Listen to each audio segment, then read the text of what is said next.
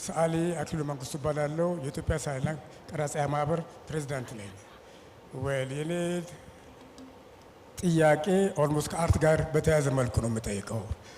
አርት ኢነሰንስ ኢስ ኦልሬዲ አሁን ትልቁ ሰዓሊ ማን ነው?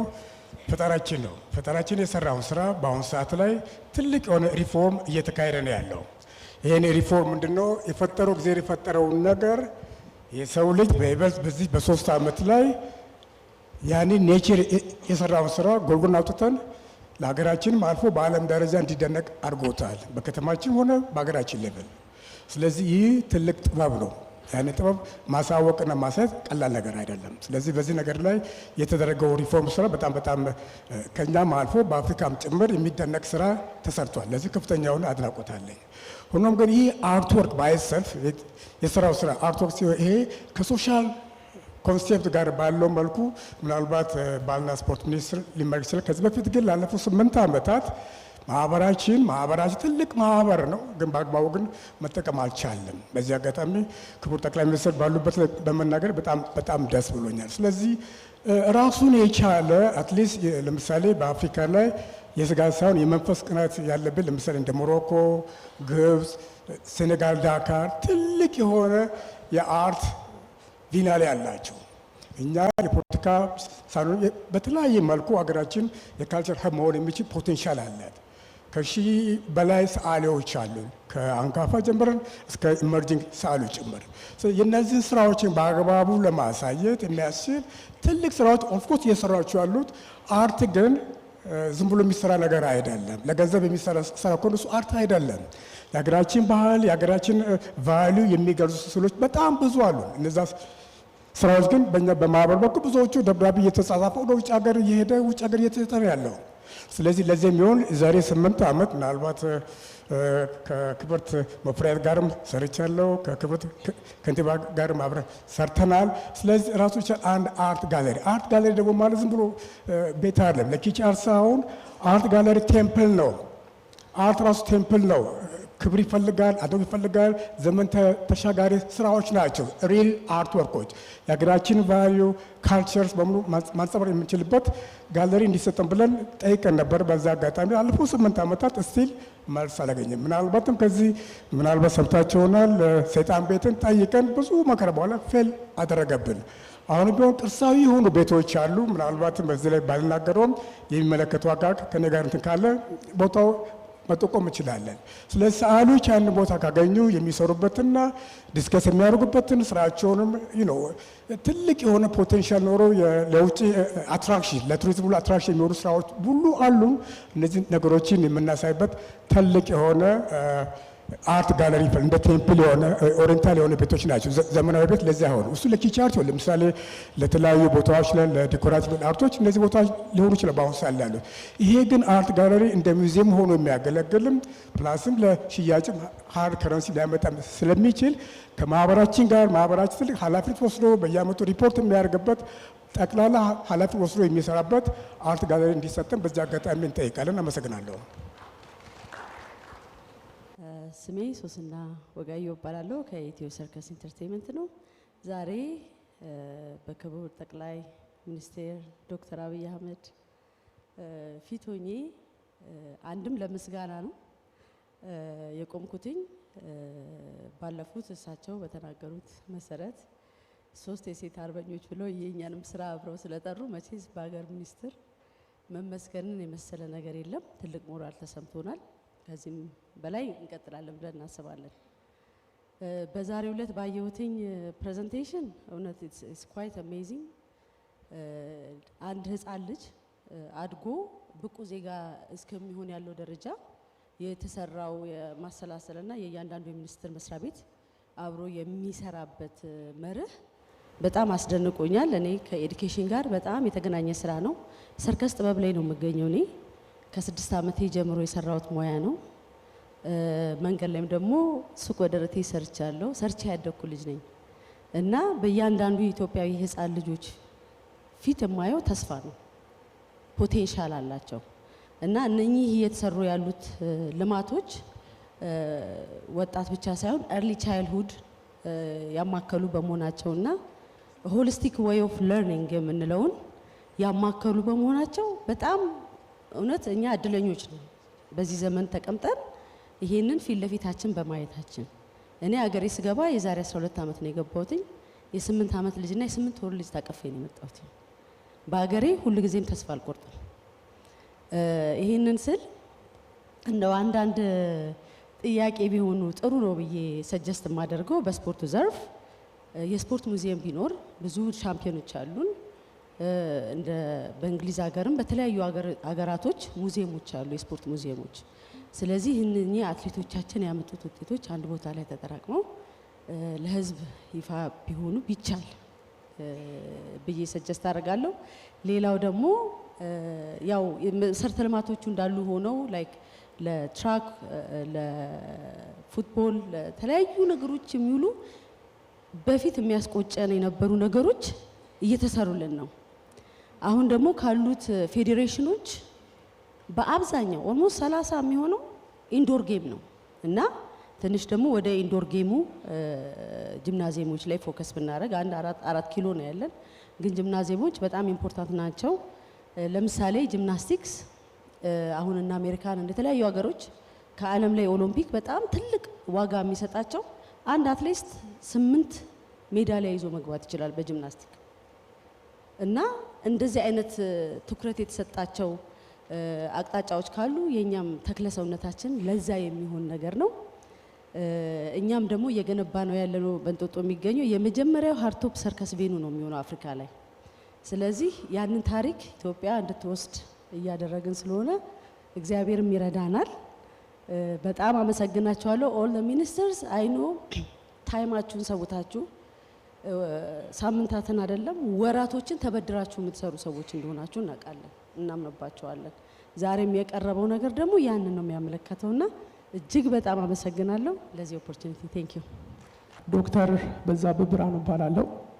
በሙያዬ ሐኪም ነኝ፣ እንዲሁም የኪነ ጥበብ ባለሙያ ነኝ። በጤናው ሴክተር ጤና ሚኒስቴር በአካታችነት የህብረተሰብን ጤና ለመጠበቅ በደንብ እየሰራ እንደሆነ አይተናል። እንደው ማረሚያ አካባቢ በህግ ጥላ ከለላ ስር ላሉ ታራሚዎች በጤናው ዘርፍ ምን ያክል ስራ እየተሰራ ነው የሚል ጥያቄ አለ።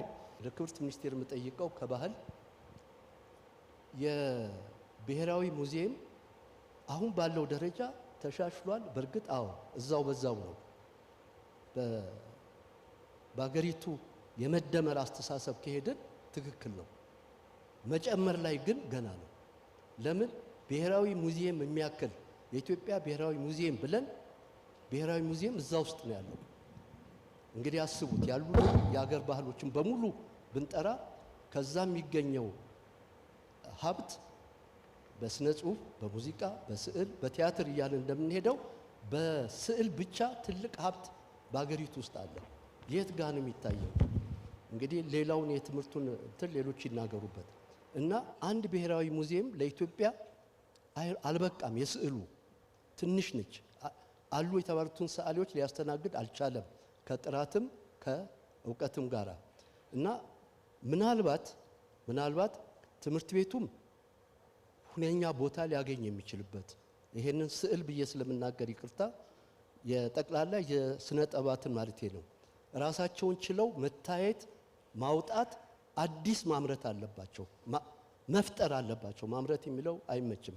መፍጠር የሚችሉበትን ሁኔታ አሁን ጊዜው ነው። ለጥበባት ልክ እንደ ኢንዱስትሪው ለምን አንድ እንትን አይሰራለትም? አምስቱም ሴክተሮች ባቀረቡት ላይ እንደ አንድ ዜጋ በጣም ኮርቻለሁ። አንዱም ላይ ኢንክሪመንታል ትራንስፎርሜሽን አላየሁም። ሁሉም ላይ ኤክስፖኔንሻል ትራንስፎርሜሽን የነበረው ይሄ እንደ አንድ ዜጋ እጅግ የሚያኮራ እና የኢትዮጵያዊ በመሆኔ በጣም የሚያኮራኝ ነው እና ከሁሉ በላይ ደግሞ ስራውን መሬት ላይ ያለውም የሚመሰክረው ነው የሚሆነው። ምናልባት ያልተነሱ ነገሮች ላይ ትኩረት ባደርግ እንግዲህ እንደ ግሉ ዘርፍ ወደ 30 ሺህ የሚሆኑ ተቋማት በእኛ ስራ አሉ። አጠቃላይ ከመንግስት ውጭ የሆኑትን ነው የምንወክለው። ቀደም ብሎ የነበረው በጤና ሚኒስቴርና በግሉ ሴክተር መካከል የነበረው ፖላራይዝድ የሆነ የግሉና የመንግስት መካከል ደብል ስታንዳርድ አለ በሚል ብዙ ጊዜ ስንሞግት ነው የቆየ ነው። ሪሰንትሊ በሚገርም ሁኔታ የግሉ ዘርፍ በፖሊሲ ስትራቴጂ፣ ኢኖቬሽን፣ ኳሊቲ፣ ሬጉሌሽን በጣም ስትሮንግ በሆነ አላይመንት ነው አብረን እየሰራን ያለ ነው። ሁለተኛው የፕራይቬት ሴክተር ኢንጌጅመንት ስትራቴጂ ኮኦክሪኤት አድርገን ለማጽደቅ መጨረሻ ደረጃ ላይ ደርሷል። ከዚያ ሲያልፍ በየኳርተሩ የግሉ ዘርፍና ክብርት ሚኒስትር ከቲሞቻቸው ጋር ሆነን እየተገናኘን ባሉት ፈተናዎች፣ ተግዳሮቶች ላይ እየተወያየን ላሉት ችግሮች መፍትሄ እየሰጠን ነው እየሄድን ያለ ነው። እዚህ ላይ አንድ ክቡር ጠቅላይ ሚኒስትር መጠየቅ የምፈልገው የአፍሪካ ሀገራትም ጋር የአፍሪካ ሄልዝ ኬር ፌዴሬሽን ሜምበርም ነን። በዚህ ሰዓት የቼርማንሺፑም የኛ የኢትዮጵያ ሄልዝ ኬር ፌዴሬሽን ነው። ዞርም ባየንበት አጋጣሚ ከሴክተር ያለፉ ውስብስብ ችግሮችን ለመፍታት በአንዳንድ ሀገራት ላይ ከፕሬዚዳንቱ ወይ ከፕራይም ሚኒስትሩ ጋር በ6 ወር አንዴ በጋራ ኢንጌጅ የሚያደርጉበት መንገድ እንትኖች አሉ፣ ልምዶች አሉ። ያስተዋልነው በእነዚህ ሀገራት ፕራይቬት ሴክተሩ በጣም የጠነከረ ከመንግስት ጋር ያለው ኢንጌጅመንት በጣም የጠበቀ መሆኑን የተረዳ ነውና በኦፊሶ በኩል ቢያንስ በ6 ወር ወር በአንድ ዓመት ምናልባት መልቲ ሴክቶራል የሆኑና ከፍ ያሉትን ችግሮች አድሬስ ለማድረግ እድል ቢመቻችልን የሚል ጥያቄ ነው ያለኝ። በአጠቃላይ ግን ጤና ሚኒስቴር ከግሉ ዘርፍ ጋር እየሰራበት ያለው ምናልባት ለሌሎች ሚኒስቴር መስሪያ ቤቶችም ትልቅ ምሳሌ ሊሆን የሚችል ነው እና በዚህ አጋጣሚ ክብርት ሚኒስትር ዴኤታዎች አጠቃላይ ከላይ እስከታች ያሉትን የጤና ሚኒስቴር ኃላፊዎች ማመስገን እፈልጋለሁ። 4 ዋና ዋና ጉዳዮች ላይ አጠር አድርጌ ትኩረት የሚሹ ናቸው ያልኳቸው ላንሳ። አንደኛው ሜዲካል ቱሪዝም ነው። በጋራ የተሰራው የሜዲካል ቱሪዝም ሮድማፕ ላይ በሚቀጥለው 10 ዓመት ከአፍሪካ አንደኛ የመሆን ራዕይ ይዘን ተነስተናል።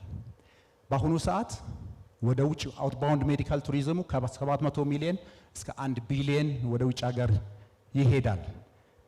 ኦን ዘ አዘር ሃንድ ግን በደንብ ኳንቲፋይድ ያለ መሆኑ እንጂ ከሌሎች ሀገሮች ደግሞ እኛ ጋር መጥተው የሚታከሙ በርካቶች አሉ። ቀላል ምሳሌ ባነሳ ያኔት ሆስፒታሎች ሐዋሳ ላይ ያለው አዲስ አበባ አይደለም። 5% ገቢው ከኬንያና ከሶማሊያ ከሚመጡ ታካሚዎች ነው የሚያገኘው።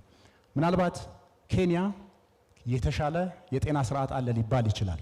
ነገር ግን ኮስታቸው የሚቻል አይደለም። ስለዚህ አንዱ ኢንሴንቲቭ አትራክሽን ይሄ የአት ስኬል ስለሚሰራ ኢኮኖሚ ኦፍ ስኬል ስላለ ኢትዮጵያ ውስጥ ይሄ አንዱ አድቫንቴጅ ሆኗል። በሚቀጥለው 2 ዓመት ወደ 20% ገቢያችንን ከነዚሁ አካባቢዎች ለማድረግ ምንም ሳንሰራን ይሄ የመጣው በቀጣይ ይሄ እንዲያድግ ነው እየሰራን ያለ ነው።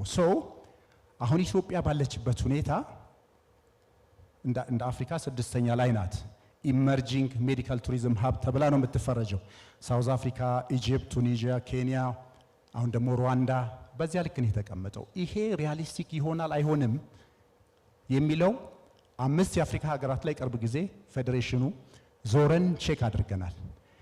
ሪሊ መንግስት አሁን ለማኒፋክቸሪንግ በሰጠው ልክ ለዚህ ዘርፍ ለአገልግሎቱ ዘርፍ ትኩረት ከሰጠ 10 ዓመት አይደለም ቀድመን ቀዳሚ የሜዲካል ቱሪዝም ሀብ መሆን እንችላለን የሚል እምነት አለን። ግን ለዚህ ምንድናቸው ኢነብለሮቹ ካልን ቱሪዝም ቅድሚያ ተሰጥቶታል። ኢትዮጵያ ኤርላይንስ ኢነብሊንግ ኢንቫይሮንመንት የሚፈጥር ነው፣ ሀብ ነው፣ አፎርደብል ነው ከሌሎች ሀገራት ጋር።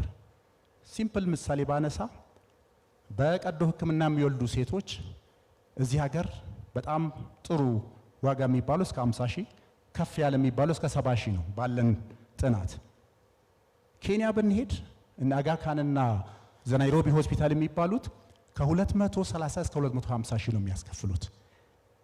በላፓራስኮፒ የሐሞት ጠጠርን ለማውጣት እኛ ጋር $1000 ባነሰ ሲሰራ ኬንያ ከ7000 በላይ ነው የሚሰራው። ይሄ ምንድን ነው ሊፈጥርልን የሚችለው? ኮምፒቲቲቭ ኤጃችን ነው ፕራይሲንጉ።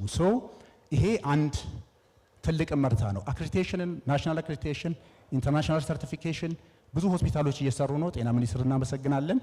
32 ሆስፒታሎች በዚያም አክሬዲት እንዲሆኑ የተያዘ ትልቅ ኢኒሼቲቭ ነው። 12ቱ የግል ሆስፒታሎች ናቸው። ፕራይቬት ሴክተሩ በፍጥነት እያደገ ነው። እንዳያችሁት 60% አሁን ፕራይቬት ሴክተሩ ነው። ከመንግስት ተቋማት በላይ። ይሄ አንድ እድል ነው። ትልቅ ህዝብን ያለን ከተሞቻችን እያማሩ ነው። this is a gold mine።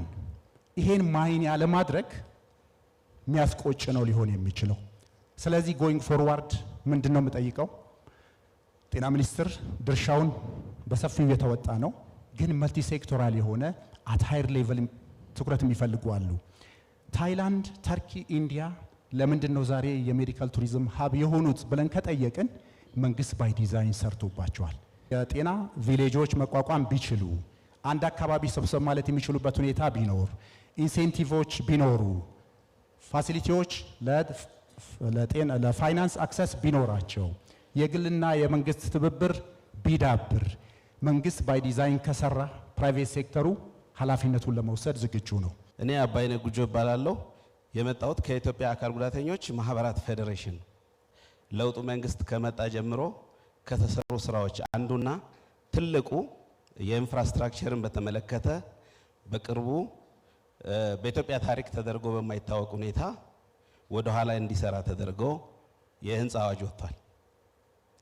ሀገራችን ያሉ ትምህርት ቤቶችና ዩኒቨርሲቲዎች ደግሞ በከፍተኛ ሁኔታ ይሄ ተደራሽነት ክፍተት አለባቸው።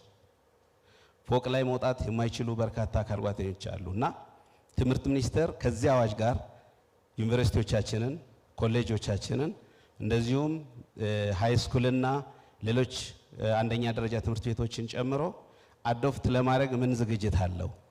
በጣም ትልቅ ስኬት አድርገን እንደ አካል ጉዳተኞች ባንዲራ ይዘን የወጣ ነው። ትምህርት ሚኒስቴር አንድ ኢንክሉሲቭነስ የሚል ኮመን ኮርስ በዩኒቨርሲቲ ደረጃ አዶፕት አድርጓል። ይሄ ኮርስ እያመጣ ያለውን ትልቅ ለውጥ እኛ ምስክሮች ነን። ነገር ግን ጥቂት የሚባሉ ዩኒቨርሲቲዎች አሁንም ይሄንን ተቀብለው ወደ ተግባር እየቀየሩ አይደለም። ከዚህ አንጻር ምክንያቱም ይሄ ጄኔሬሽን ላይ መስራት ስለሆነ ዩኒቨርሲቲ ነክተው የሚወጡ ማንኛውም ወጣቶች ዩኒቨርሲቲ ረግጠው ሲወጡ አትሊስት የአካል ጉዳተኝነትን ምንነት መናገር እንዲችሉ ማውራት እንዲችሉ ያስችላል ብለን በጋራ የሰራ ነው ስለነበረ ማለት ነው። የአካል ጉዳተኛ መምህራን በተለይ በከፍተኛ ተቋማት አካባቢ ያሉ መምህራን አያያዝ ላይ ምን ዝግጅት አለ? ምን ተደርጎላቸው ያውቃል? በተለየ ሁኔታ በአካል ጉዳታቸው ምክንያት ያጡትን ለመሙላት መንግስት ምን እየሰራ ነው የሚለውን ቢመልሱልኝ የሚል ሀሳብ አለኝ። ሌላው ከጤና መሰረተ ልማቶች ጋር ተያይዞ ነው።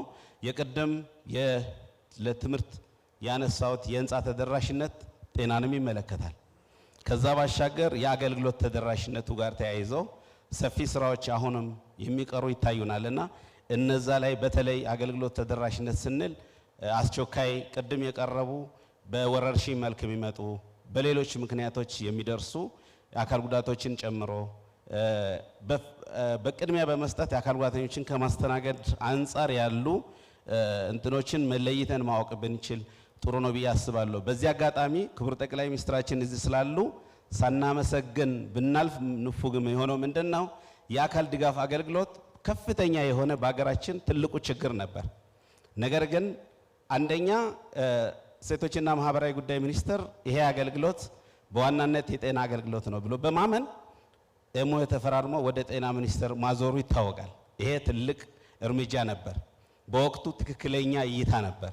ከዛ ጋር ተያይዞ ክቡር ጠቅላይ ሚኒስትራችን ጳውሎስ ጀርባ ወድቀው የነበሩ በአመት 10 ልጆች ማገልገል የማይችል ተቋምን በከፍተኛ ሁኔታ በኢትዮጵያ የኢፖስ በሚል በአዲስ መልክ አቋቁመው በዚህ ደረጃ በአሁኑ ሰዓት በሰፊው ባለን መረጃ በዚህ አመት እንኳን በካፒታል በጀት ከፍተኛውን በጀት እንዲወስዱ ተደርገው በመልካም ሁኔታ የሚገኙ ስለሆነ አንድ ጊዜ ጠቅላይ ሚኒስትራችንን ብታመሰግኑልኝ ደስ ይለኛል። ይሄ በዚህ አበቃ ብሆን አላመሰግናቸውም ነበረ። ነገር ግን ጤና ሚኒስቴር በአሁኑ ሰዓት በስፋት ይሄን ተሞክሮ ወስዶ በየክልሎች ይሄንን አገልግሎት ለማስፋት እየሰራ ስለሆነ በዚህ አጋጣሚ ጤና ሚኒስቴርንም እጅግ አድርገን እናመሰግናለን። አካል ጉዳተኞች የውጪ ስራ ስምሪት ምን ማዕቀፍ አለው?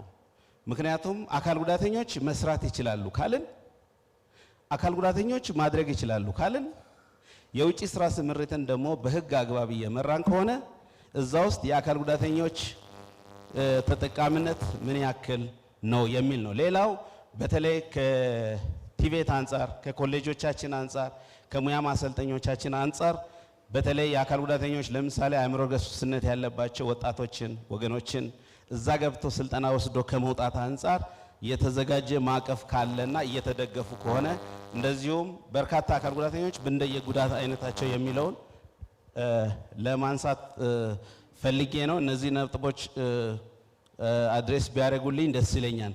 ስቴዲየሞች ቅድም የተባሉ ትንንሽ ስቴዲየሞችን ጨምሮ ሰፊ ስራዎች ይሰራሉ።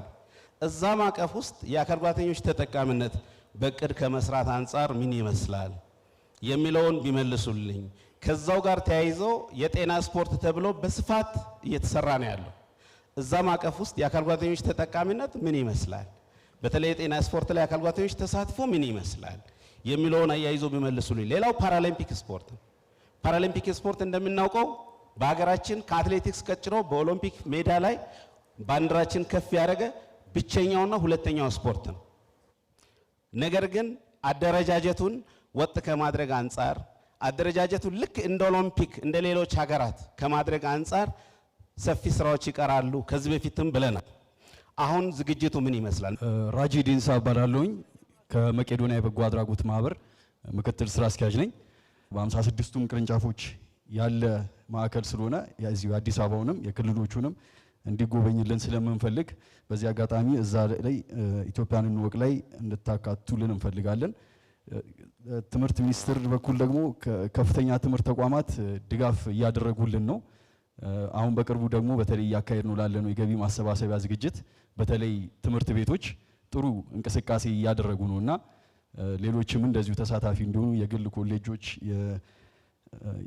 እንደዚሁም ሌሎችም የትምህርት ተቋማት ለነሱም እንደው ማበረታቻ ድጋፍ ብታደርጉልን እሱን ለመጠየቅ እፈልጋለሁ።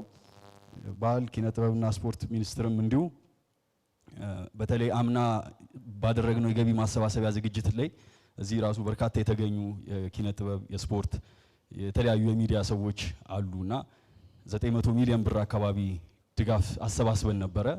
የዛን ጊዜ በምናደርግበት ጊዜ ላይ በርካቶች የተሳተፉ አሉ። ዘንድሮም አሁን በራሳችን ዩቲዩብ ቻናል ነው እያካሄድን ያለነውና ሁልጊዜ ምሽት ማታ ማታ ላይ የሚካሄድ ስለሆነ አሁንም የስፖርቱ ማህበረሰብ እንደዚሁ የኪነ ጥበብ ማህበረሰቦች ተመልሰው መጥተው ድጋፍ ማድረግ የሚችሉበትን እንደ ሆስት ሆነው አዘጋጅ ሆነው መድረክ መሪ ሆነው ፕሮግራማችንን የሚያስኬዱበትን ነገር በዚሁ አጋጣሚ እንድታስተባብሩልን እንጠይቃለን። ጤና ሚኒስቴርም እንዲሁ በተመሳሳይ መልኩ ሆስፒታሎች፣ የሕክምና ተቋማትን ቢያስተባብርልን ጥያቄ እናቀርባለን። የመጀመሪያ ጥያቄ ለትምህርት ሚኒስትሩ ነው። አሁን በርካታ ትምህርት ቤቶች አሉ፣ የስፔሻል ኒድ ክላስ የሚካሄድባቸው ትምህርት ቤቶች። መንግስት መምህራንን ቀጥሯል፣ ትምህርት ቤት ክፍል ከፍቷል፣ ግን ካሪኩለም የለም። እኔም ክቡር ሚኒስትር እርስዎም በሚማሩበት ካሪኩለም ነው እነዚህ ልጆችን ተማሩ ያልናቸው። ስለዚህ ይሄን የትምህርት ስርዓትን በደንብ ብናስብበት፣ በተለይ ከስፔሻል ኒድ እና ኦቲዝም ዳውን ሲንድሮም ካላቸው ልጆች የግል ትምህርት ቤቶችን ማን ነው ሀይ የሚላቸው? ኮታ ሲስተምን ሙያ ስልጠና ላይ እኔ የስራና ክህሎት ሚኒስትር በጣም በተደጋጋሚ መጥቼ እርስዎን አጥቼዎት ነው መልካም ሰው እንደሆኑ ሰማለሁኝ፣ ግን አሁንም ስልጠና ላይ እድሜያቸው ከፍ ከፍ ላሉ የስራ እድል ፈጠራ ላይ በደንብ መታሰብ አለ። በመጨረሻ የኛ ማህበር በዋናነት የሚደገፈው በሴቶችና ማህበራዊ ጉዳይ ሚኒስቴር ነው። እንዲቆም የማወራው ሴቶችና ማህበራዊ ጉዳይ ሚኒስቴር ስላሉኝ ነው። በጣም በርካታ ልጆችን እየደገፈልን ነው። በጣም ነው የማመሰግናችሁ። ዶክተር ወይንሸት ግርማ እባላለሁ። የመጣሁት ከአዲስ አበባ አካል ጉዳተኞች ማህበር ነው። የማህበሩ ፕሬዚዳንት ነኝና ትምህርት ላይ ያለው ለውጥ ስናይ ጥሩ ነገር አለ። መሬት ላይ የወረደ ለውጥ ማምጣት ተችሏል። ፕሮፌሰር በዚህ አጋጣሚ ማመስገን ፈልጋለሁ። ማይሞከሩ ነገሮችን ሞክራለሁ፣ ለውጥ ማምጣት ይችላል እና ደስ የሚል ነገር ነው። ምክንያቱም እኔም አዲስ አበባ ዩኒቨርሲቲ ነው ፒኤችዲ እኔ ሰጠኝና አካል ጉዳተኛ ናት ሴት ናት ምናምን የለም፣ ጥራት ላይ የሚያተኩር ነው። የአካል ጉዳተኛ ህጻናት ትምህርት ላይ እንድትበረታ ነው አደራ ማለት የምፈልገው እና አካል ጉዳተኞች ላይ ካቢኔዎች ምን እየሰሩ እንደሆነ ስትገመግም ምን ሰራችሁ ብለን እንድትጠይቅልኝ አደራ ማለት ፈልጋለሁ። መካተት አለበት። አካል ጉዳተኛ ሲባል ብዙ ጊዜ የሚታይ ጉዳት ነው። አሁን ቆሜ ሲሄድ ብታይ በፍጹም አካል ጉዳተኛ ናት ልትለኝ አትችልም፣ ምክንያቱም የሚታይ ጉዳት የለኝም። ስለዚህ ሁሉንም አካል ጉዳተኛ አካተው እየሰሩ እንደሆነ እንድትገመግምልኝ አደራ ማለት ፈልጋለሁ። ሌላው በክብርት ቀዳማዊት እመቤት ቢሮ ስር የሚሰሩ እንቅስቃሴዎች አሉ። ለምሳሌ ለዓይነ ስውራን ትልቅ ተቋም ተሰርቷል። የሚደነቅ ነው። በጣም ማመስገን ፈልጋለሁ። ምስጋናዬን አድርስልኝ። ለመስማት ሳናቸው ደግሞ ምን አለ ትልቁ ነገር ምንድነው? በሙያ ስራ ላይ ነው የተሰማሩት። በአካዳሚ ብዙ ያልገፉ ልጆች አሉ። በእንጨት ስራ፣ በብረት ስራ ነው ሰልጥነው እየሰሩ ያሉት። ስለዚህ አሁን ያሉት አንጋፋ የሚባሉ የሙያ ማሰልጠኛ ተቋማት ምልክት ቋንቋ አስተርጓሚ እንኳን የላቸውም። ስለዚህ አንድ ደረጃውን የጠበቀ የሙያ ማሰልጠኛ ተቋም ለኛ መክፈት ይከብዳል አይመስለኝም። እርግጠኛ ነኝ ማታ ቤት ገብታ ፕሮፖዛል ብታዘጋጅ መስከረም ታስረክበናል ብዬ አምናለሁና አደራ። አመሰግናለሁ። በሁለት ደቂቃ ውስጥ በተለይ እንደዚህ ፓሽኔት ሆኖ የተነሱ በጣም ብዙ ጥያቄዎችን እንዴት አድርጎ መመለስ እንደሚቻል አላውቅም። እኔ ፖለቲካሊ ኮሬክት ላይሆን ይችላል። ለትምጄስ ሪታየርም ስላረኩ ከፖለቲካ ብዙም ችግር ስለሌለኝ አይከን ኦነስት የሆነ ስሜቴን መናገር እፈልጋለሁ። አይ ቲንክ ኢትዮጵያ ሁሉም ልጆቿን በተቻለ መጠን ከሁሉም ልጆቿ የምታገኘውን ጥቅም እንድታገኝ ማስተማር፣ መርዳት ያስፈልጋል። እዚህ ላይ አይ ዶንት ቲንክ ብዙ ክርክር ያለ አይመስልኝም። አንዳንድ ጊዜ ግን እኔ ኤክስትሪም ፓሽን ስለሆነ የሚወራው አንዳንድ ጊዜ ዊ ፎርጌት በእኔ እምነት ድሃ ሀገር እንደሆንን እኛ በዓለም ላይ የሚሰጠውን በዓለም ላይ የምናየውን ነገር ለመስጠት ሲምፕሊ አቅሙ የለንም።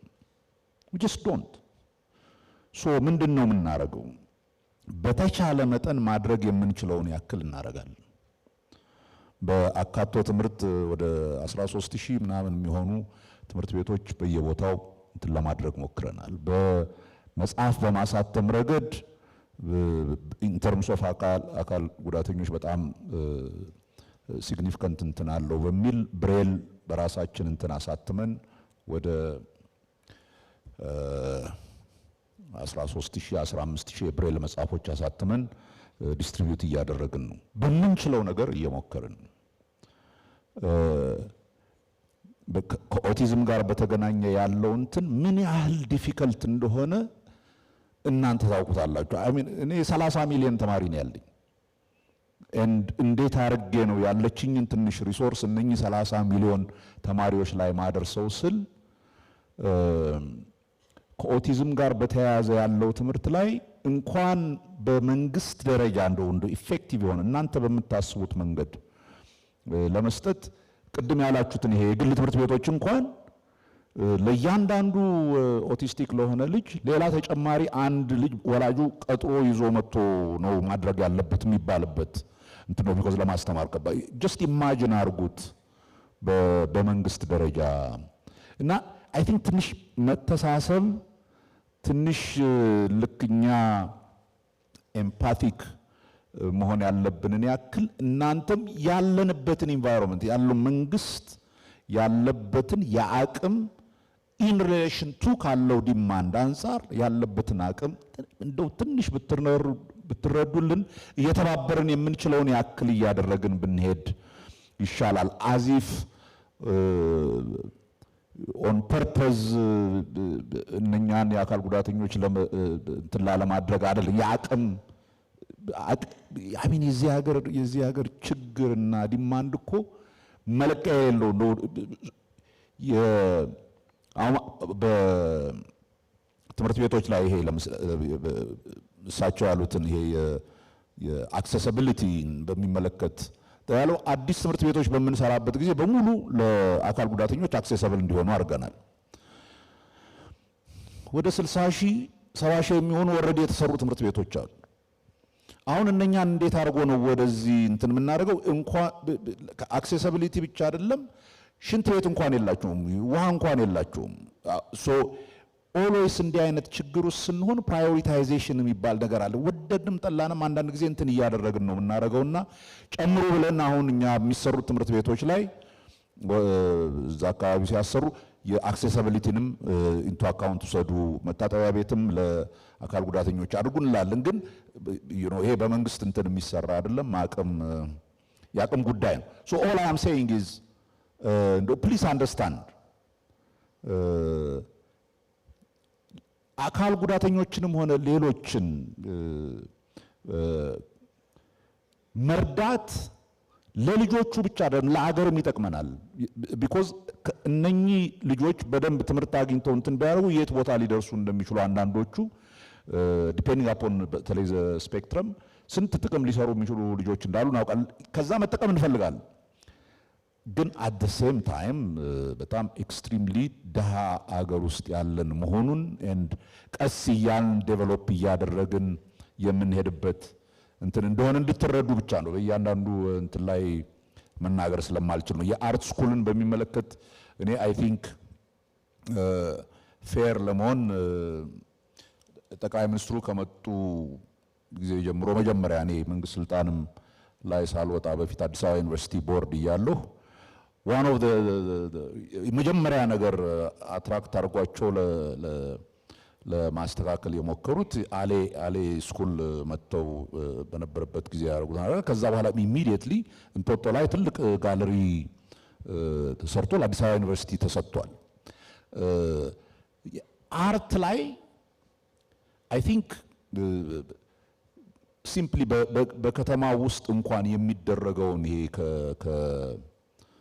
ከኮሪዶር ልማት ጋር በተያያዘ እኔ አሁን ሱስ ይዞኛል። አሁን የባህር ማን ነው የወንዝ ዳርቻ ላይ ወክ ማድረግ በፊት ጂም ነበር እንትን መሄደውና የሚደረገው ሙከራ ይሄ ቱ አክቹሊ ሜክ ኢት አትራክቲቭ ቱ አክቹሊ አርቶችን እንትን ለማድረግ የሚደረገው ሙከራ እኔ የኢትዮጵያን አርቲስቶች በጣም ፖሲቢሊቲዎችን እያሳየ የሚሄድ በቂ ነው ወይ? ኦፍ ኮርስ በቂ አይደለም።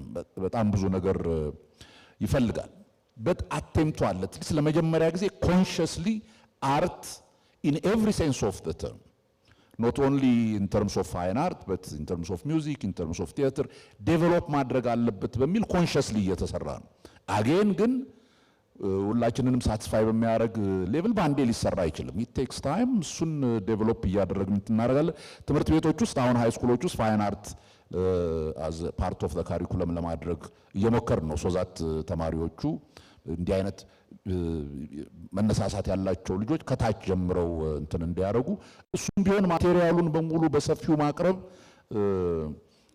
ቁጥሩ ቀላል አይደለም። የኢትዮጵያ ሕዝብ ታውቃላችሁ በጣም ብዙ ተራብተናል። ከዛ አንጻር እኛ ትምህርት ቤቶች ውስጥ ያሉት ተማሪዎች ብዛት ብዙ ከአፍሪካ ሀገሮች ቶታል ፖፑሌሽን ይበልጣል።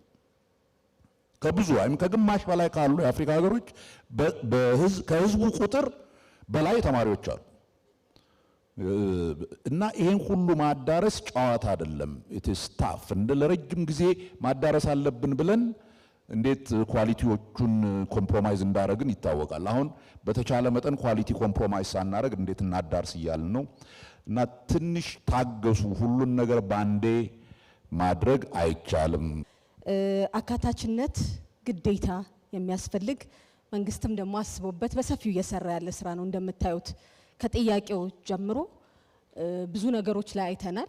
በጤናው ዘርፍ ደግሞ የረጅም ጊዜ ጥያቄዎች እንደነበሩ ይታወቃል። ስለዚህ ከትምህርት ቤት ጀምሮ መጀመር ያለባቸው በሙያው ዙሪያው ላይ ደግሞ ብዙ ነገሮች መማር ያለባቸው ስላለ ባለሙያዎቻችን ቋንቋዎችን እንዲረዱ በተለያየ ጊዜ ደግሞ የተቋሞቻችን እዚህ ላይ መድረኩን ትላይል ይችላል። ግን በተቋም ደረጃ እንኳን እኛ ማኔጅመንት በየ2 ሳምንት የሚኖረን ላይ ማለት ነው በሳምንት አለን በየ2 ሳምንቱ የሚኖረን ላይ የ1 ሰዓት እስከ 1 ሰዓት ተኩል ያለው የማኔጅመንት አባሎቻችን የምልክት ቋንቋ እንዲማሩ እየተደረገ ነው። አንዳንዶቹን ለፈተና እያዘጋጀን ነው። ይሄ ግዴታ እያሰብንበት መስራት ያለብን ነገር እንደሆነ ያሳያል። አመሰግናለሁ። እንደ አገልግሎትም በተለይ ወሊድ ላይ አገልግሎት የሚመጡ ላይ ብዙ እኛም እንደ አገልግሎት ሰጪ ሆኜን የማይቸዋለሁኝና ጠጋ ብለን ማገዝ መጠየቅ ቤዚክ የሚባሉ ነገሮችን ማገዝ ያስፈልጋል። ስለዚህ ብዙዎቻችን ይሄንን እናያለን። ነገር ግን በፕሮግራም አስቡ ይሄ ስትራክቸር ይዞ መሰራት ስላለበት የሚደረጉ ነገሮችን በሚቀጥሉትም በጣም ትኩረት ሰጥተን የምንሰራበት እንደሆነ ማንሳት ፈልጋለሁ። አካቶ ትግበራ በወረቀት ብቻ ሳይሆን በትግበራ ተጀምሯል። ስለዚህ በተቋሞቻችን ውስጥ ምን ያህል የአካቶ ትግበራ ስራ ይሰራል የሚለውን በጾታ ብቻ ሳይሆን በሁሉም ዘርፍ በአካል ጉዳተኞችም ለነሱ ተደራሽነትም ያሉን ክፍተቶች እየተገመገሙ ውጤቶቻችንንም እያየን ነው። በቅርብ ጊዜም ተቋማችንና ሌሎች መስሪያ ቤቶች ሌሎች ሚኒስቴር መስሪያ ቤቶች ተገምግመዋል። ዝቅ ያሉ ውጤቶቻችንን በደንብ ለይተናል። ከማወቅ ስለሚጀምር ያለንን ክፍተቶች በለየት ጀምረናል። የራሳቸው የሆኑ ኢንቨስትመንቶች ስለሚፈልጉ በዚህ ሁላችሁም እዚህ ያላችሁ በዚሁም እንድትተባበሩን የመንግስት ብቻ ስራ ስለማይሆን የመንግስትና የግል ከዛም በተጨማሪ ደግሞ የበጎ ፈቃደኞችም ስራ ስለሚፈልግ በዚህ ተባብረን እንድንሰራ ጥሬን ማቅረብ ፈልጋለሁኝ። ጥያቄዎቹን ግን ሙሉ ለሙሉ ወስደናቸዋል ለማለት ነው። በህፃናት እንዲሁም በተለያዩ ቦታዎች ላይ በተለይ የአርት ጥያቄ ተጠይቋል። የአርት ላይ እኔ ብዙ ነገር አልልም። ነገር ግን ጤና ራሱ የአርት ኦፍ ፊሊንግ ነው እና በአርቱ ላይ ያሉ ባለሙያዎቻችን ደግሞ በብዙ ነገር ይደግፉናል፣ ሴክተሩንም ማለት ነው። ቅድም ያልናቸው በጎ ፈቃደኞችን በመቀስቀስ ለህብረተሰቡ ደግሞ የማንቂያ ስራዎችን በመስራት መከላከልም ላይ የምንሰራቸው በኮቪድ ጊዜ በብዙ ነገር ተደጋግፈናል እና ቅድም የመመሰጋገኛ ጊዜ ስላልሰጠው በዚሁ ባካችሁ እንድታመሰግኑልኝ እጠይቃለሁ። ስለዚህ አሁን የተጠየቁ ጥያቄዎች ላይ አብረን የምንሰራቸው ስራዎች ከናንተ ጋር ይኖራሉ። በማረሚያ ቤት ያሉ ዜጎቻችንንም ተደራሽነት በመንግስት ተቋሞቻችን በሙሉ ይሰጣሉ። የነጻ ሕክምና ከምንሰጥባቸው ዘርፎች ውስጥ ነው አንዱ ማለት ነው። በመከላከል የሚያግዙ ወይም ድንገተኛ ሕክምና ላይ ደግሞ ከዘርፉ ጋር ከሚኒስቴር መስሪያ ቤቱና እንዲሁም ደግሞ ከተጠሪ ተቋሞቹም ጋር ተቀራርበን እያየን ነው። መጠናከር ያለባቸውንም ነገሮች እንወስዳለን። ይህንን ግብዓት የምንወስድበት እንደገናም ደግሞ ያሉ የተሰሩትን የምንመልስበት ስለሆነ የተሰሩ ስራዎች አሉ፣ እናጠናክራለን። የመከላከል ስራችንንም ለሁሉም ዜጋ በእኩልነት እንዲደርስ እናደርጋለን ማለት ፈልጋለሁኝ። በተለይ በዶክተር ግርማ ተነስቶ የነበረው የአምራች ዘርፉን እንደምንደግፈው ሁሉ ሌሎችንም ምክንያቱም ይሄን ዘርፍ ነው የአንዱ ዘርፋችን ነው ኢንዱስትሪ ነው። ኢንዱስትሪውን ለመደገፍ በተለይ እንደምናውቀው የአምራች ዘርፉን በሰፊው የሴክተር ሚኒስቴር መስሪያ ቤቶች አንድ ላይ በመሆን እየደገፍን ያለው እንደ ኢኮኖሚም ሴክተር ማለት ነው። ይሄንንም ደግሞ በምግብ እንደምናውቀው ከ16 ሚኒስቴር መስሪያ ቤቶች የበለጠ አንድ ላይ በመሆን እንሰራዋለን። በክቡር ምክትል ጠቅላይ ሚኒስትር አመራር እንዲሁም አንድ ላይ በመሆን ብዙ ስራ ይሰራል። ስለዚህ በዚህም ዘርፍ ተጨማሪ ትኩረት የሚሰጡ የሚያስፈልጋቸው ነገሮች በተለይ በኢኮኖሚና ከሌሎች ዘርፍ ጥያቄዎች ጋር ያሉትን አብረን ለመስራት የበለጠ አጠናክረን እንሰራለን። ግን የተሰሩት ላይ ብዙ ድዌል ሳናደርግ የሰፋ ስራ ለመስራት እናጠናክራለን። ግን አለ ፕላትፎርሞች አሉ፣ እነዛን የማጠናከር ስራ ይቀጥላል ማለት ነው። በጣም ትልቅ ለውጥ የመጣበት በተለይ ኢትዮጵያ አካል ድጋፍ አገልግሎት የምንሰጥበት ኢፖስ በጣም ዲፓርቸር ነው ለሀገራችን። በዚህ በለውጡ ጊዜ የመጣ ነው። ክቡር ጠቅላይ ሚኒስትር ተቋሙን ከጎበኙበት ጊዜ ጀምሮ በጣም ሀገራችን ለኛ ብቻ ሳይሆን ለሌሎች አጎራባች ሀገሮችም ትልቅ ድጋፍ እየሰጠንበት ያለን ነው። ጥያቄው ብዙ ነው። በጣም ብዙ ዲማንድ አለ። ብዙ መዳረስ ያለበት አገልግሎት አለን። ከዛ አንጻር አሁንም በተለይ በዚህ ዘርፍ ላይ ኢንዱስትሪው የበለጠ እንዲሰራ እንዲያግዘን ጥሪም በዛው ማስተላለፍ ፈልጋለሁ። ምክንያቱም የኢንዱስትሪ ዘርፉ አምራች ዘርፉ በተለይ እንዲያመጣልን ተኪ ምርቶችን ወደ ሀገር ውስጥ ማምጣት በዘርፉ ደግሞ የሚሰለጥኑ ባለሙያዎችን ከመስራት አንጻር ካሪኩለሙን ቀርጸን ወደ ትግበራ እየገባን ነው። ተቋሞቻችን በዛ ዘርፍ ብቻ የሰለጠኑ ባለሙያዎች ከዚህ በፊት በሌሎች ሀገሮች እያሰለጠንን ነበር። እዚሁ በመካከለኛ ስኬል እናሰለጥናለን። ከፍተኛ ስልጠና ስለሚፈልግ የሰው ካፒታል የሂውማን ካፒታላችንን ከመጨመር አንጻር ትልቅ የትኩረት አቅጣጫችን ነው። በድጋፍ ብቻ ያለ ሳይሆን በመንግስት በጣም ትልቅ ድጎማ ተሰጥቶበት የሚሰጥ ዘርፍ እንደመሆኑ በመንግስትና በግል እንዲሁም ደግሞ በአምራች ዘርፉ ድጋፎች እንዲቀጥሉም ጥሪያችንን በዚሁ ማስተላለፍ ፈልጋለሁኝ። ሌሎች በተለይ ደግሞ በስነ አእምሮና በተለያዩ ዘርፎች ካሉ ባለሙያዎቻችን ጋር የኦቲስቲዝም ብቻ ሳይሆን የሌሎች የአእምሮ ውስንነት ያላቸውን ዜጎቻችንን ተጠግቶ ከመደገፍ ከማየት አንጻር የተጀማመሩ ስራዎች አሉ። ገና ነው፣ ብዙ ነገር ይፈልጋል። የተነሱ ጥያቄዎችንም አይተን በተለይ በኢንሹራንስ የማህበረሰብ አቀፍ የጤና መድን ላይ በጣም መግለጽ ስለሚያስፈልግ ነው። ከሚኖረው ካለን ከ63 ሚሊዮን ዜጋችን ውስጥ 25%ቱን መንግስት በቀጥታ የሚደግፈው ያ ማለት በተሰበሰበ ገቢን ብንመለከተው ከ4 ቢሊዮን በላይ ገንዘብ ድጎማ ይደረጋል ማለት ነው። በጣም ከፍተኛ የሆነ ድጎማ የሚደረግበት ይሄ ላይ ደግሞ ዜጎቻችን አሁንም ተደራሽነት ላይ ጥያቄ ካለ ከሌሎች የክልል አመራሮችም ጋር በሰፊው የምንሰራው ስለሆነ በተለያዩ የዘርፉ እና የክልል ርዕሰ መስተዳድሮች መንግስት በቀጥታ ከሚኒስቴር መስሪያ ቤቶች ጋር የሚያየው ዘርፍ ስለሆነ በጥያቄ ውስጥ ክፍተት ካለ የምንመለከተው ይሆናል ማለት ነው። ድጋፋችንን ግን እናጠናክራለን። ክቡር ፕሮፌሰር እንዳነሱት በጣም ትልቅ ድጋፍ የሚፈልግ የሴክተር እንደመሆኑ ሁላችንም ተባብረን የመንግስት ብቻ ሳይሆን እስከዛሬ እንደሚደረገው በመንግስትና በግል በመንግስትና ደግሞ በማህበረሰብ ድጋፍ የምናረጋቸው ቅድም እዛ እንደተነሳው የተለያዩ ተቋማት ይሄንን ለህብረተሰባቸው እያዳረሱ ነው። ይሄንን ደግሞ በመደገፍ መንግስት በተለያዩ ነገሮች ድጋፉን ያጠናክራል ለማለት ነው። የተነሱትን ወስደናል። ጥያቄዎቹን እንደ ግብዓት አድርገን የምንሰራባቸው ይሆናል። እጅግ አድርጌ አመሰግናለሁ። አመሰግናለሁ። የተነሱ ጥያቄዎችን በሁለት ዋና ዋና ጉዳዮች መመልከት እችላለሁ።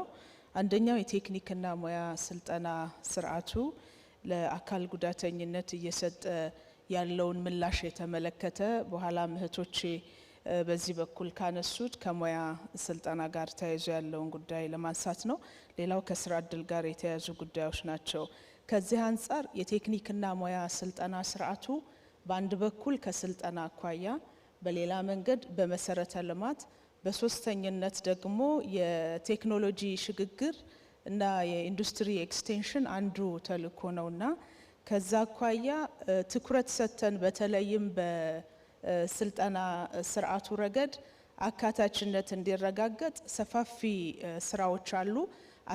አሰልጣኞቻችንን በምልክት ቋንቋዎች የማሰልጠን የማዘጋጀት፣ ስታፎቻችንን በዚህ ጉዳይ ላይ የማሰልጠን የማዘጋጀት ስራን ጨምሮ የቴክኒክና ሙያ ስልጠና ተቋማት አንዱ መገምገሚያቸው መሰረተ ልማት ብቻ ሳይሆን ለአካል ጉዳተኞች አገልግሎት የሚሰጡ ማዕከላትን እንዲከፍቱ አቅጣጫ ተቀምጦ እየተሰራ ነው ያለው። በርካታ ተቋማት ይህንን ለማሟላት ሰፊ ርቀት ሄደዋል።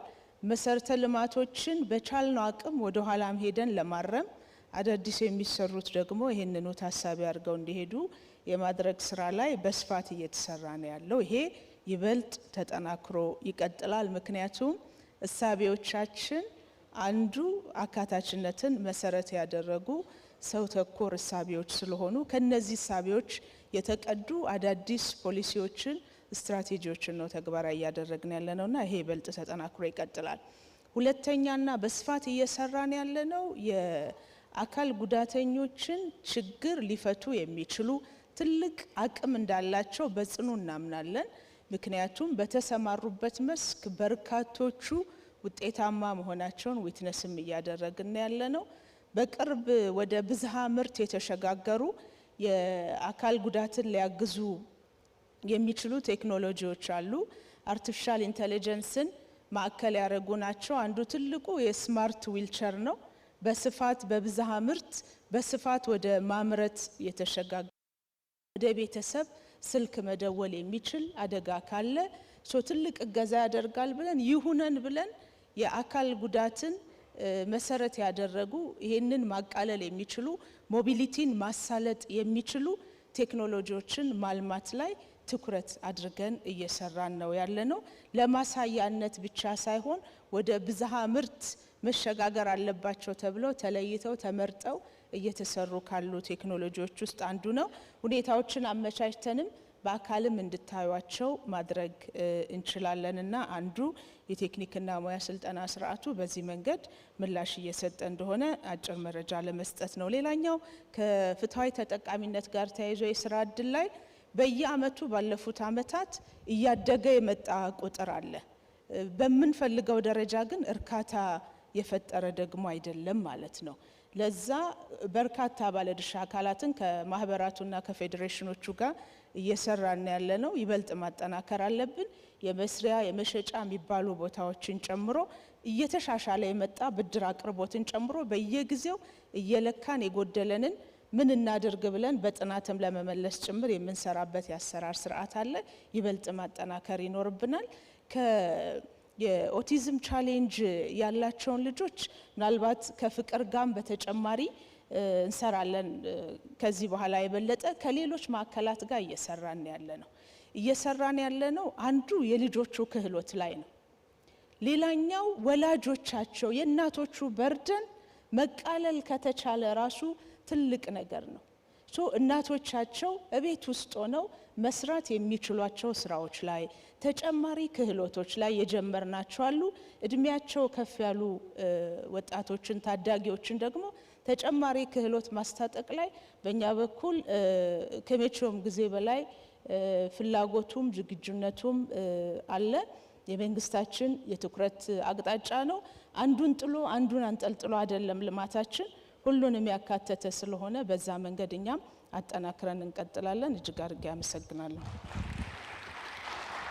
በርከት ያለ ጥያቄ ነው ስፖርትንና ጥበብ ባህልን በሚመለከት የተነሱት። የተወሰኑ ጉዳዮች ላይ ብቻ ሀሳብ ለመስጠት ነው የተነሱ ጥያቄዎችን ሁሉንም እጅግ በጣም አድርገን እናከብራለን።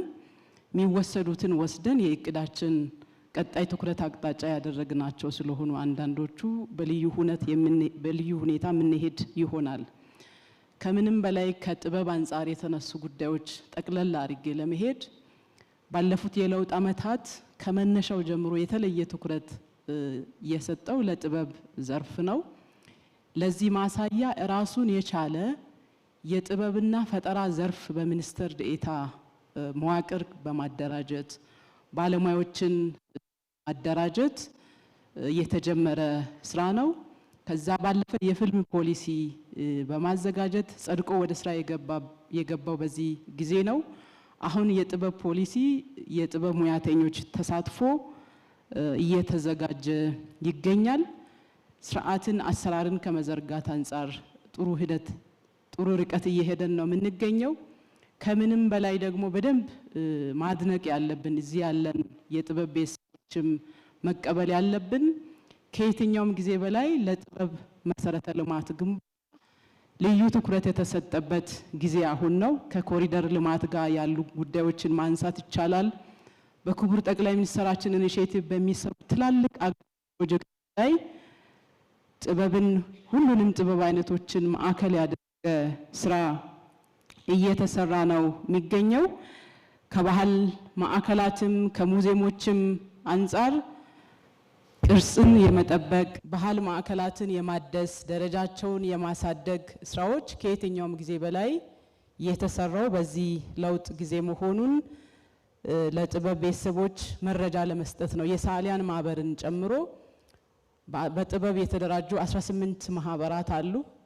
መሰረተ ልማትን በሚመለከት ልዩ ትኩረት ተሰጥቷል። ከምንም በላይ ደግሞ በደንብ ማድነቅ ያለብን ለጥበብ ቤተሰብ የሀሳብ ነፃነት ያለ ገደብ የተሰጠበት ጊዜ አሁን ነው።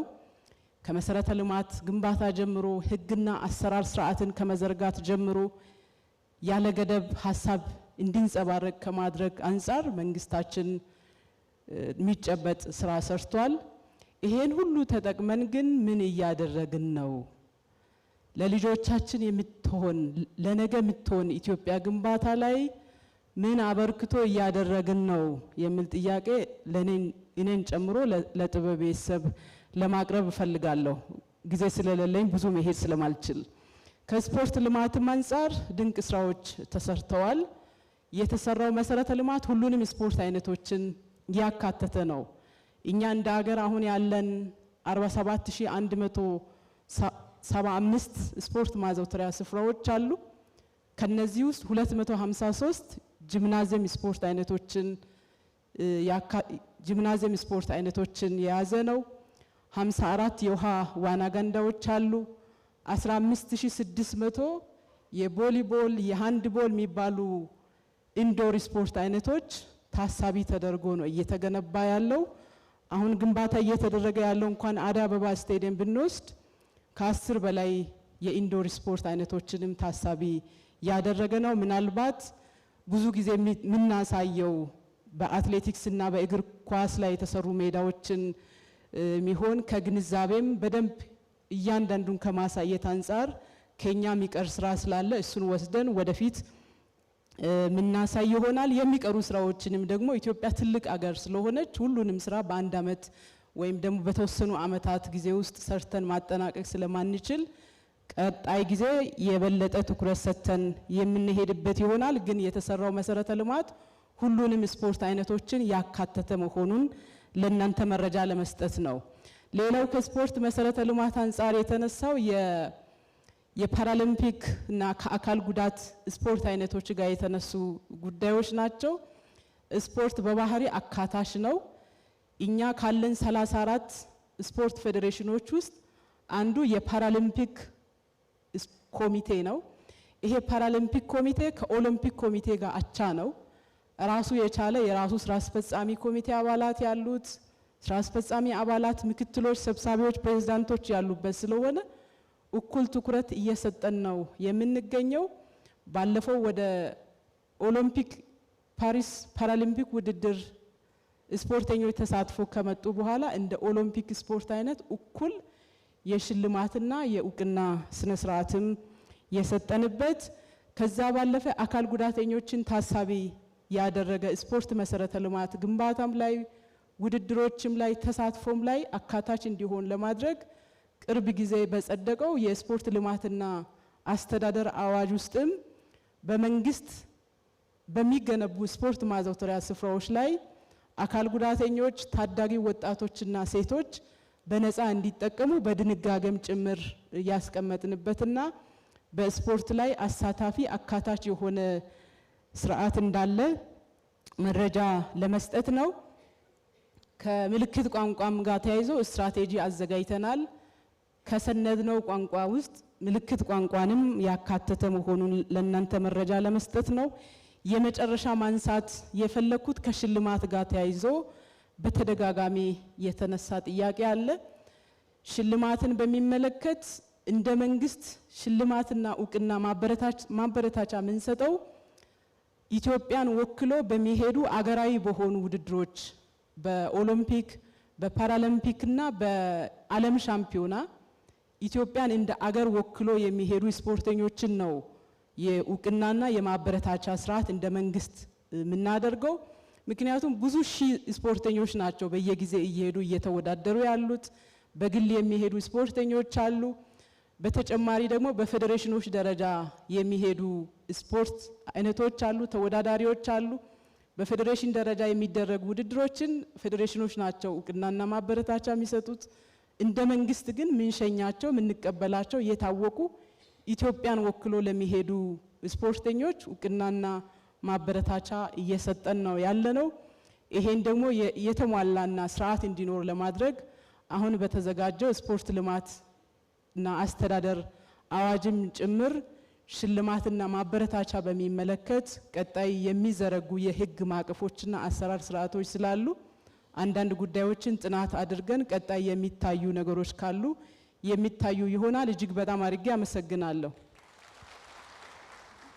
እንግዲህ ተቋማችን ወይ ሴክተራችን ከለውጡ በኋላ ሪፎርም ሲደረግ በጣም መሰረታዊ የሚባል የስትራክቸራል ሪፎርም ከተደረገባቸው ሴክተሮች አንዱ ነው። ሲቋቋምም በአዋጅ ቁጥር 1263 ሁለት ባህሪያትን የያዘ ተቋም ነው የሆነው። አንደኛው አስፈጻሚ አካል ነው፣ ሁለተኛው ደግሞ ሬጉላቶሪ ቦዲ ሆኖ ነው የተቋቋመው። የአካቶ ትግበራን ስንመለከት ከዚህ በፊት ከስርዓተ ጾታ ጋር ብቻ በተገናኘ የጄንደር ሚኒስትሪሚንግ ላይ ፎከስ አድርጎ የሚሰራ ነበር።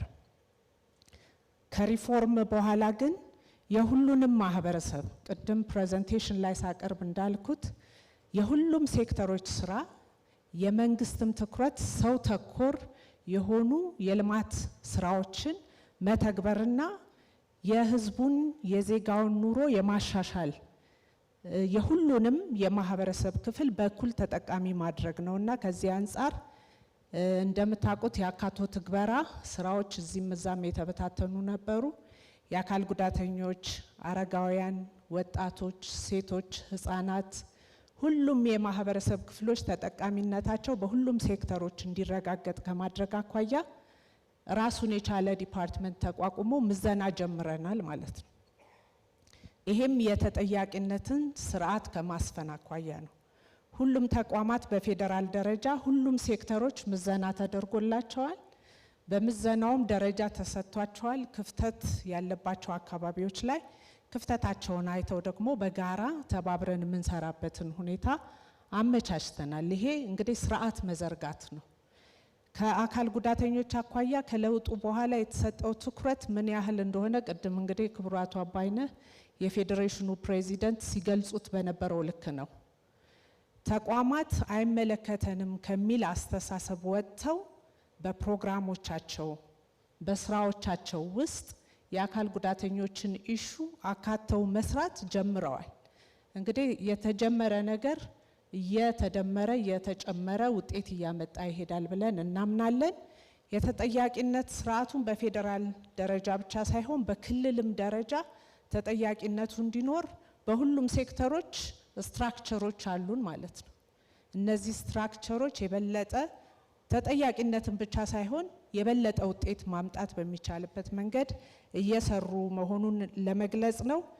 እኛ መፍጠር የምንፈልጋት ኢትዮጵያ ሁሉንም ዜጋ በእኩል ተጠቃሚ ማድረግ የምትችል መብትና ደህንነታቸው የተረጋገጠ እንዲሆን እና የበለጸገች ኢትዮጵያ ውስጥ ደግሞ የራሳቸውን ተሳትፎ እንዲያደርጉ ከማድረግ አንጻር ስለሆነ ይሄንን የተሰጡንን ግብአቶች ይዘን የበለጠ ደግሞ አጠናክረን የምንሄድ ይሆናል። አመሰግናለሁ። በጣም እናመሰግናለን። አምስቱንም ክቡራን ሚኒስትሮች ከልብ አመሰግናለሁ።